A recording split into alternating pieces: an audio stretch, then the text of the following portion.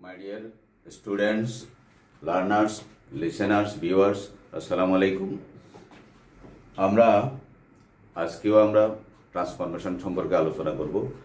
আমি তোমাদেরকে পূর্বের ক্লাসে বলেছিলাম, পূর্বের ক্লাসে মিক্সড করেছিলাম ট্রান্সফরমেশনের 3 parts: affirmative two negative, affirmative two interrogative, simple complex compound, positive comparative, superlative degree. আজকে আমরা করব শুধু affirmative two negative, affirmative two interrogative, affirmative two এইগুলোই করব আমরা একটা সেন্টেন্স থেকে, অর্থাৎ ঘুরে ঘুরেই অ্যাফার্মেটিভ, নেগেটিভ, এক্সক্লামেটরি, ইম্পারেটিভ, এরকম এই সেন্টেন্সগুলো আমরা চেঞ্জ করব। তো বইতে অনেকগুলা রুলস আছে, রুলসগুলো তোমরা পড়ছো কিনা আমি জানি না। রুলসগুলো তোমাদেরকে পড়তে হবে। রুলসগুলো না পড়লে তুমি জানবা না, শিখবা না, করতে পারবা না, বুঝবাও না। এখন আমি তোমাদেরকে বইয়ের থেকে 2-4টা করাচ্ছি। দেখো, আগেই বলছিলাম ট্রান্সফরমেশন অফ সেন্টেন্সের বাংলা অর্থ হলো যে বাক্যের রূপান্তরিতকরণ, অর্থাৎ অর্থের পরিবর্তন না ঘটাইয়া বাক্যের রূপ পরিবর্তন করাকে ট্রান্সফরমেশন অফ সেন্টেন্স বলে। তাহলে এখানে দেখো, অ্যাফার্মেটিভ টু নেগেটিভ আছে, অ্যাফার্মেটিভ টু ইন্টারোগেটিভ আছে, অ্যাফার্মেটিভ টু এক্সক্লামেটরি আছে। আমরা এখন অ্যাফার্মেটিভ টু নেগেটিভে যদি একটা সেন্টেন্স লিখি, 1 নম্বর দিলাম, লেখো, he is the best boy in our class. আমাদের ক্লাসে সবচেয়ে সেরা ছেলে। এটা কিন্তু আবার সিম্পল কমপ্লেক্স কম্পাউন্ডও আছে। তারপরে যাই তুমি তো পাবা, ওই পজিটিভ কম্পারেটিভ সুপারলেটিভ ডিগ্রি তো পাইতে পারো। তাহলে কিন্তু এটা নেগেটিভ, আমরা করব নেগেটিভ। এটা তো অ্যাফার্মেটিভ আছে, আমরা করব এটাকে নেগেটিভ। হ্যাঁ, সংক্ষেপে লিখলাম, আমরা করব নেগেটিভ। তাহলে নো আদার বয়, আনসার হবে no other boy in our class is as good as he.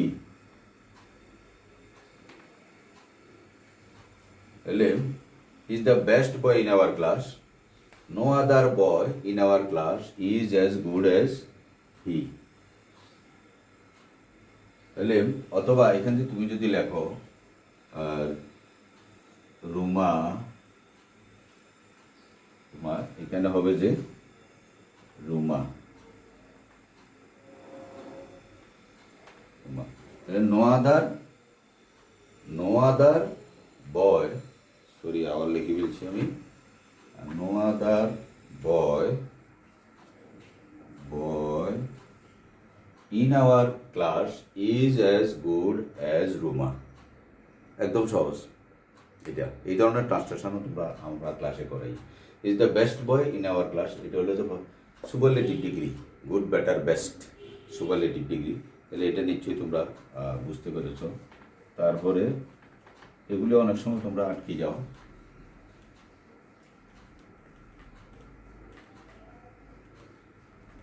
এটা ফার্স্ট পার্ট অর্থাৎ ট্রান্সফরমেশনের ফার্স্ট পার্ট। তোমরা এটা সবসময় খেয়াল রাখতে হবে, ট্রান্সফরমেশনের ফার্স্ট পার্ট এটা খেয়াল রাখতে হবে। তাহলে every mother loves her child, every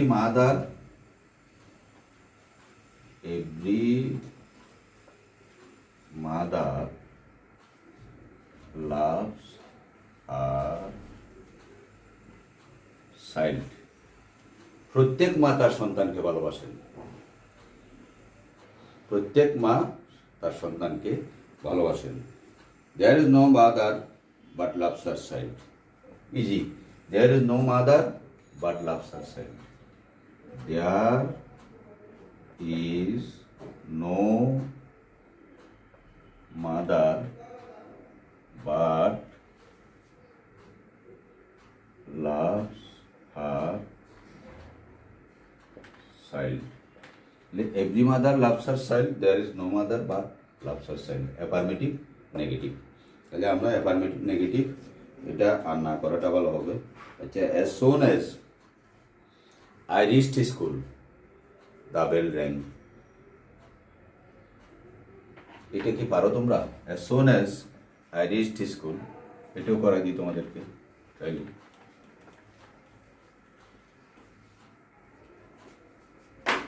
As soon as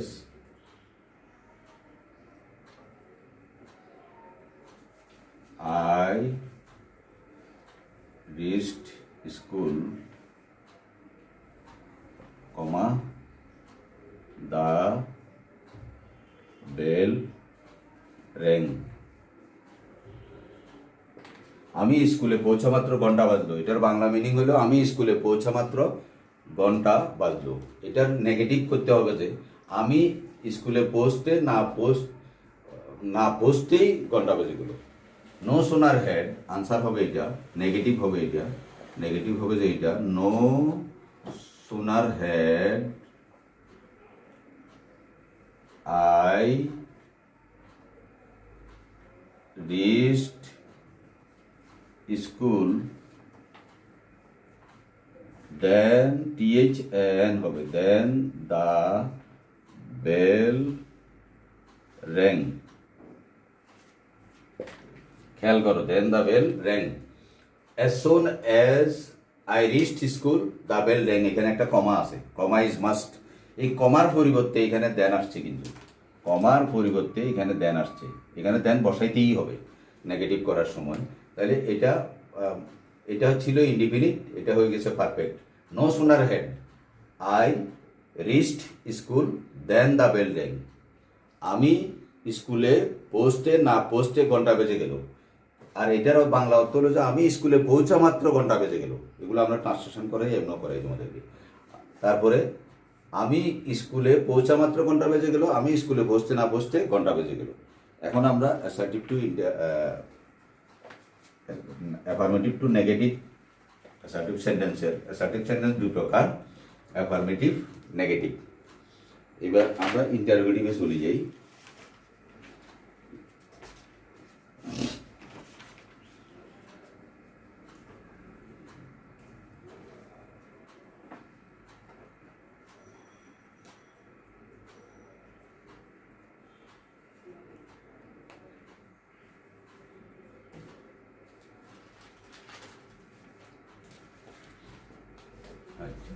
এক নম্বর, Ruma is not a good student. Ruma is not a good student. এখন এটাকে ইন্টারোগেটিভ করতে হবে তোমাকে। ইন্টারোগেটিভ করার সময় কি লিখবে তুমি? ইন্টারোগেটিভ সেন্টেন্স করার সময় সবসময় খেয়াল রাখবা, ভার্ব আগে আনতে হয়, সাবজেক্টের আগে আনতে হয় অবশ্যই। তাহলে ভার্ব, যেহেতু সে Ruma is not a good student, Ruma ভালো ছাত্রী নয়, তাহলে আমাদেরকে করতে হবে রুমা কি ভালো ছাত্রী? Is Ruma A good student? Is Ruma a good student? প্রশ্নবোধক চিহ্ন। Is Ruma a good student? Ruma কি ভালো ছাত্রী? অর্থাৎ রুমা ভালো ছাত্রী নয়। রুমা কি ভালো ছাত্রী? তাহলে রুমা ভালো ছাত্রী নয় বুঝে দেব। Everyone loves flowers. Everyone loves flowers, দেখো everyone loves flowers.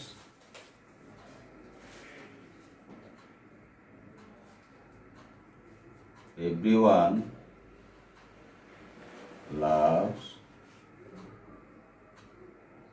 flowers. প্রত্যেকে ফুল ভালোবাসে, প্রত্যেকেই ফুল ভালোবাসে। তাহলে তুমি লিখবা যে হু ডাজ নট, হু ইন্টারোগেটিভ এটা কিন্তু, হু ডাজ নট, এখানে কি লাভস হবে? লাভ হবে, লাভ ফ্লাওয়ার্স, কারণ দুইবার তো আর অ্যাস হইতে পারবে না। হ্যাঁ, তাহলে তুমি লিখতে হবে who does not love flowers, কে ফুল ভালোবাসে না। প্রত্যেকে ফুল ভালোবাসে মানে কে ফুল ভালোবাসে না, তাহলে বোঝা যায় যে প্রত্যেকে ফুল ভালোবাসে।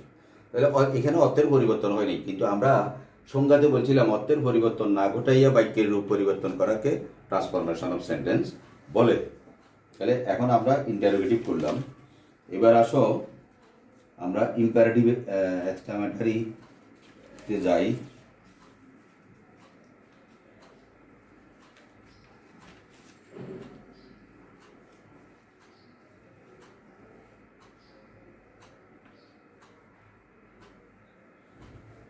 প্রথমে সহজ একটা করি, what a fine bird it is.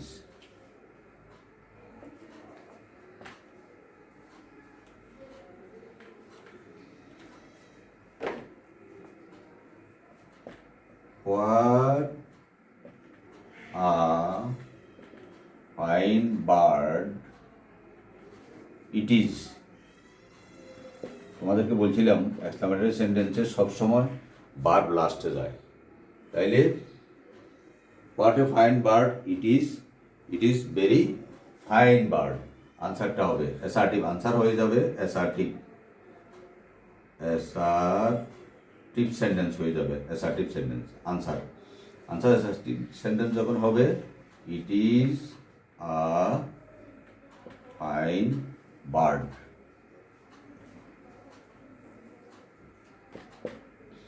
What উঠে যাবে, হোয়াট আনা হয়েছিল এটা এক্সক্লামেটরি করার জন্য। What a fine bird it is, সবসময় খেয়াল রাখবে এক্সক্লামেটরি সেন্টেন্সের শেষে ভার্ব থাকে, আবার কিছু কিছু ব্যতিক্রমধর্মী সেন্টেন্সও থাকে ভার্বের পরেও এক্সটেনশন থাকে, দুই একটা ওয়ার্ড থাকতে পারে, সেটা extension. It is A fine bird একদম সহজ যদি তুমি রুলস জানো এবং বুঝতে চেষ্টা করো বা বুঝো, আর বুঝতে চেষ্টা না করলে তো তোমার কাছে কঠিন লাগবে।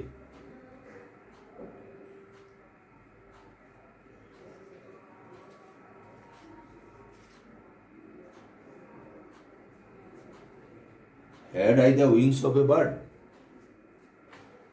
Had I the wings of a bird?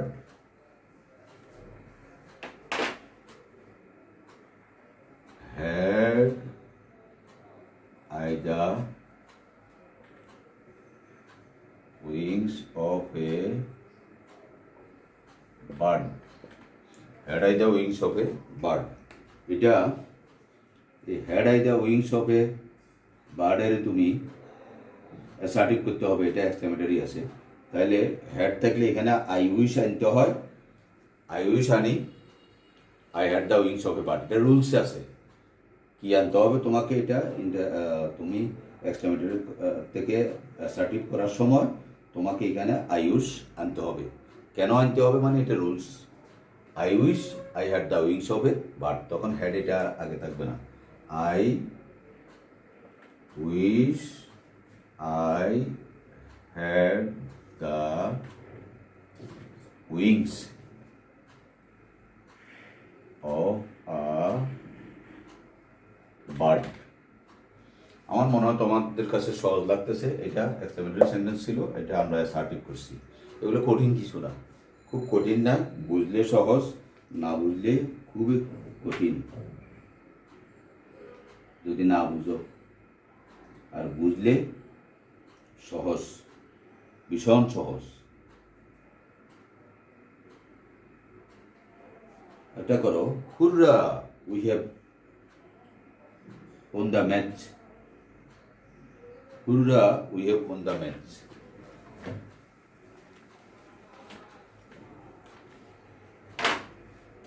হুররা hurrah we have won the match. আমরা খেলায় জিতেছি। Hurrah we have won the match. Hurrah we have won the match, আমরা খেলায় জিতেছি। এখানে রুলস আছে, it is a matter of joy that, এটা আমরা যখন খেলায় জিতি তখন তো আমরা উৎফুল্ল আনন্দিত, সবাই যারা আমাদের পক্ষের দর্শক, যারা আমাদেরকে ভালোবাসে তারাও আমাদের পক্ষে তখন হাততালি দিবে, স্লোগান দিবে, আমরা তো দেবই। তারপরে জার্সি টার্সি খুলি মাঠে ফেলাই দিয়ে, দেখো না, যে কোনো ম্যাচের কথা, যে কোনো ম্যাচ, এটা ফুটবল ম্যাচ হতে পারে, ক্রিকেট ম্যাচ হতে পারে, বা হাডুডু ম্যাচ হতে পারে, তাহলে hurrah we have won the match. তাহলে এটার আনসার হবে it is a matter of joy that we have won the match. We have won the match. It is a matter of joy that we have won the match.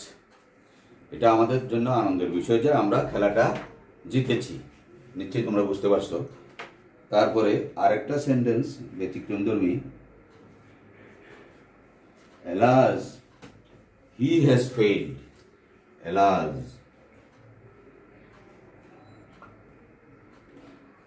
he has failed. আফসোস করি আমরা অনেকে, he has failed. আমরা অনেক সময় আফসোস করি যে হারি রহিম কেমনে ফেল করলো, ও তো ফেল করার মতো ছেলে না, ও তো ভালো ছাত্র, ভালো পরীক্ষা দেওয়ার কথা, আমাদের সাথে সবসময় ক্লাস করছে, আমরা দেখছি সে কীরকম। তো অনেক সময় খাতা দেখার মধ্যে আমাদের যদি ত্রুটি থাকে, আমাদের বলতে আমরা শিক্ষক যারা বোর্ডের খাতা দেখি, দেখার মধ্যে যদি ত্রুটি থাকে, এখন আমি তোমাদেরকে সবসময় বলি, you have to write from yourself English, you have to make habit how to write English from yourself, অর্থাৎ ওন ইংলিশ, নিজে বানাই ইংরেজি কীভাবে লিখবে তোমাদেরকে, এটা you have to do practice করতেই হবে তোমাকে। একটা বিষয় নিয়ে এক একদিন লেখো, ডায়লগ লেখো বেশি, ট্রান্সলেশন করো বেশি, শব্দের অর্থ শিখো বেশি, অনুবাদ করো বেশি। যে কোনো কিছুর অনুবাদ যদি না জানো তাহলে পারবা না। আর বানা লিখতে সাহস করো। English is very easy. If you don't understand, if you think it is very difficult, it will be difficult for you. If you think it is very easy, it will be easy for you. তুমি লেখা আরম্ভ করো। ওই যে বললাম, বেসিকের উপরে কিন্তু 100% ধারণা থাকতে হবে।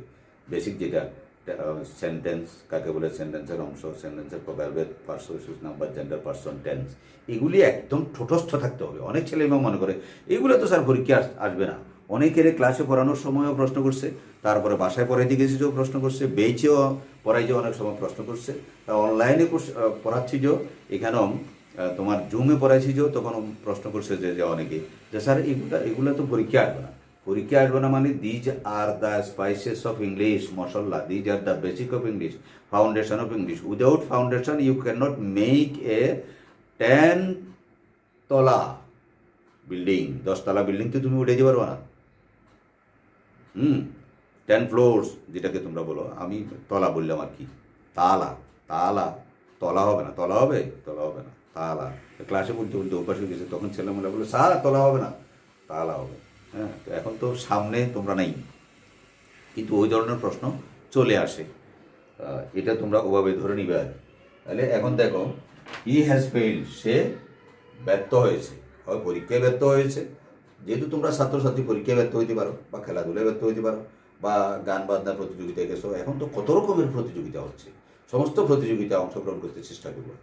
তাহলে এটা লিখতে হবে, it is a matter of sorrow that, it is